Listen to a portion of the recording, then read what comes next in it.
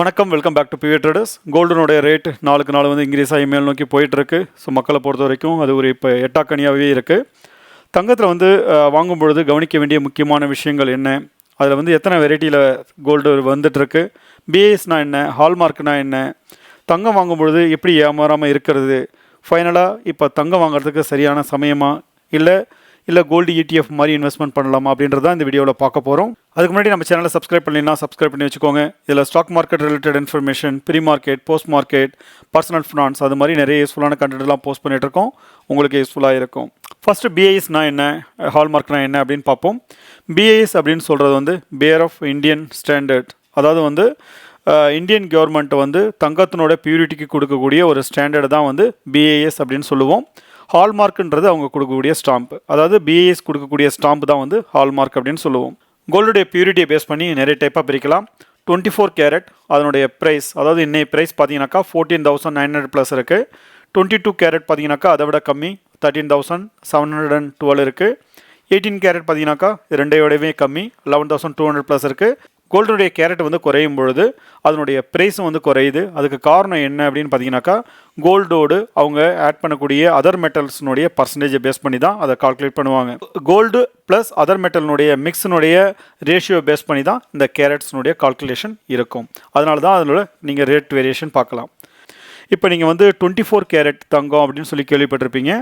24 carrot தங்கம் அப்படின்னு சொல்லும் பொழுது அதனுடைய கோல்டுனுடைய பியூரிட்டி வந்து 99.9% இருக்கும். ரிமைனிங் 0.1% வந்து காப்பர், ஜிங்க், அது மாதிரியான மெட்டல்லாம் வந்து மிக்ஸ் ஆகிருக்கும்.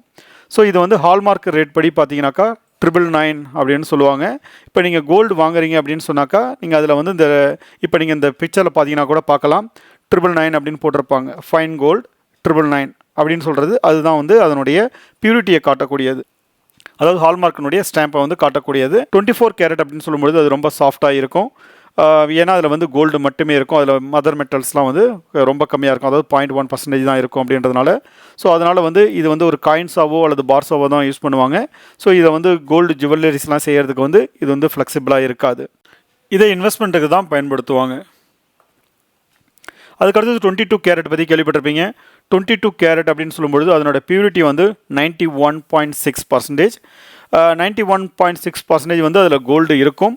ரிமைனிங் 8.4% என்ன இருக்கும் அப்படின்னு பார்த்தீங்கன்னாக்கா காப்பர், ஜிங்க்கு, அது மாதிரி சில்வர், இதெல்லாம் வந்து அதில் மிக்ஸ் ஆகிருக்கும். ஸோ அதனுடைய பியூரிட்டி வந்து ஆக்சுவல் கோல்டு அதில் இருக்கிறது எவ்வளோ பர்சன்டேஜ் அப்படின்னு பார்த்தீங்கன்னா 916. ஹால்மார்க் வந்து ஆல்மோஸ்ட் சேம் தான், அதாவது 91.6, அதை வந்து 916 அப்படின்னு சொல்லுவாங்க. ஸோ 22 கேரட் தான் இந்தியாவில் வந்து அதிகமாக புழக்கத்தில் உள்ளது. மக்கள் அதிகமாக நம்ம எல்லாமே வாங்கக்கூடிய ஜுவல்ஸ் எல்லாமே வந்து இந்த 22 கேரட்டில் தான் வந்து அதிகமாக வாங்குவாங்க.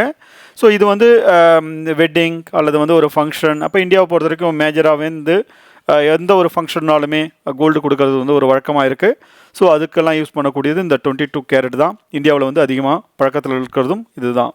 அடுத்தது 18 கேரட் பார்ப்போம். 18 கேரட் அப்படின்னு பார்த்தீங்கன்னாக்கா அதனோட பியூரிட்டி வந்து 75% அப்படின்னு சொல்லும் பொழுது கோல்டுனுடைய ரேஷியோ வந்து 75% இருக்கும். ரிமைனிங் 25% வந்து காப்பர், ஜிங்க், அது மாதிரி சில்வர், இதெல்லாம் வந்து மிக்ஸ் ஆகிருக்கும். அதனுடைய ஹால்மார்க் பார்த்தீங்கன்னாக்கா 750.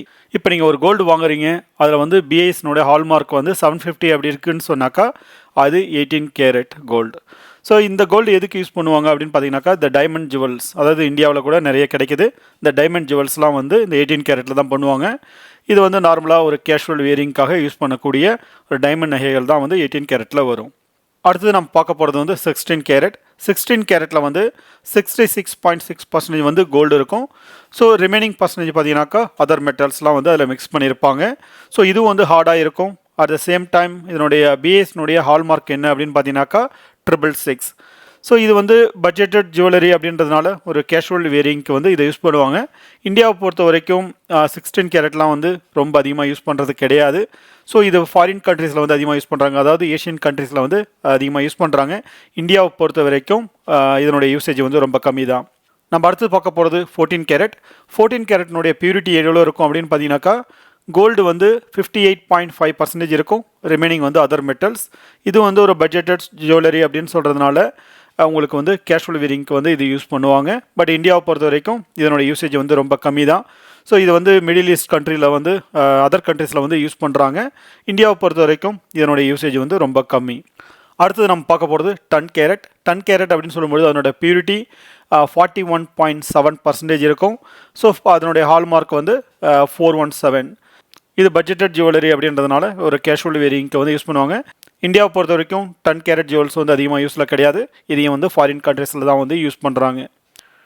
இப்போ நம்ம இது வரைக்கும் பார்த்ததை ஷார்ட்டாக பார்க்கணும் அப்படின்னு சொன்னாக்கா 24 கேரட் அப்படின்னு சொன்னாக்கா அது இன்வெஸ்ட்மெண்ட்டுக்காக ஒரு பாராவோ அல்லது வந்து காயினாவோ வாங்கி வைக்கிறது.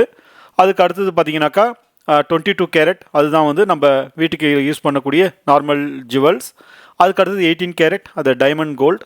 அடுத்தது 16, 14 டன் கேரட் இதெல்லாம் வந்து ரொம்ப ஹார்டாக இருக்கும். இதை வந்து அதிகமாக யாரும் இந்தியாவை பொறுத்த வரைக்கும் அதிகமாக யூஸ் பண்ணுறது இல்லை. ஸோ இதனுடைய ரேட்டும் கம்மியாக இருக்கும், ரீசேல் வேல்யூவும் கம்மியாக இருக்கும். இதெல்லாம் இல்லாமல் இந்தியாவில் ரேராக கிடைக்கக்கூடிய சில பிஐஎஸ் அப்ரூவ்டு ஹால்மார்க் உள்ள சில கோல்டு டைப்ஸ்லாம் இருக்குது. அது என்னன்றதை பார்ப்போம். அதில் ஃபஸ்ட்டு பார்த்தீங்கன்னாக்கா 23 கேரட் இதனுடைய பிஐஎஸ் ஹால்மார்க் வந்து 958, 95.8% வந்து அதில் கோல்டு இருக்கும்.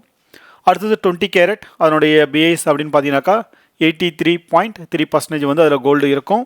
அடுத்தது 9 கேரட் அதில் வந்து 37.5% வந்து கோல்டுனுடைய பியூரிட்டி இருக்கும். இந்த கோல்டுலாம் வந்து இந்தியன் மார்க்கெட்டில் பொறுத்த வரைக்கும் ரேராக தான் கிடைக்கும். மோஸ்ட்லி வந்து இந்த மிடில் ஈஸ்ட் அது மாதிரி ஏஷியன் மார்க்கெட்டில் வந்து கிடைக்கிறதுக்குரிய வாய்ப்புகள் இருக்குது. இந்தியாவை பொறுத்த வரைக்கும் இதனோட அவைலபிலிட்டி வந்து ரொம்ப கம்மி. கோல்டுனோட ப்ரைஸ் வந்து ஆல்ரெடி பீக்கில் இருக்குது. ஸோ இன்னமும் அது மேல் நோக்கி போயிட்டுருக்கு. ஸோ இந்த சூழ்நிலையில் கோல்டு வந்து வாங்கலாமா அப்படின்றத பற்றியும் பார்ப்போம். குளோபல் மார்க்கெட்டினுடைய அன்சர்டினிட்டி வந்து இன்னும் பிரச்சனையில் தான் இருக்குது. ஸோ இன்னமும் வந்து இந்த டேரிஃப் த்ரெட், இந்த வார் சுச்சுவேஷன் இது எல்லாமே வந்து இன்னும் கண்டினியூ ஆகிட்டுருக்கு. அதனால் வந்து மார்க்கெட்டினுடைய ஸ்டெபிலிட்டி இன்னும் வரலை. இந்த குளோபல் அன்சர்டினிட்டி தான் இன்றைக்கி கோல்டுனுடைய ப்ரைஸ் வந்து பீக்குக்கு போனதுக்கு ஒரு மெயின் காரணம். ஸோ இப்போ இருக்கிற ரேஷியோவிலேருந்து மார்க்கெட்டில் திருப்பி ஒரு 100% கீழே விழுமா, பழைய நிலைமைக்கு போகுமா அப்படின்னு கேட்டிங்கனாக்கா டெஃபினட்டாக அதுக்குரிய வாய்ப்புகள் ரொம்ப கம்மி. மார்க்கெட் வந்து ஒரு வேளை செர்டனிட்டி வந்தாலும் கூட ஸோ இதிலேருந்து இப்போ இருக்கிற வேல்யூலேருந்து மேபி ஒரு 30% வரைக்கும் கரெக்ஷன் நடக்கலாமே தவிர இது மார்க்கெட்டில் கோல்டுனுடைய ப்ரைஸ் வந்து பயங்கரமாக கீழே விழும் அல்லது ஒரு கரெக்ஷன் நடக்கும் அப்படின்றதுக்குரிய வாய்ப்புகள் நியர்பை இயர்ஸில் இருக்கிறதுக்குரிய வாய்ப்புகள் ரொம்ப கம்மி தான். ஸோ இது வந்து இப்போ இருக்கிற ரேஷியோவிலேருந்து மேபி ஒரு ரேஞ்சு பவுண்டுக்குள்ளே சுற்றிட்டு இருக்கலாமே தவிர இதிலேருந்து மார்க்கெட்டில் வந்து மேலே போகிறதுக்குரிய வாய்ப்புகள் இருக்க தவிர கீழே போகிறதுக்குரிய வாய்ப்புகள் வந்து கம்மி தான் இப்போ இருக்கிற சுச்சுவேஷனை பொறுத்த வரைக்கும்.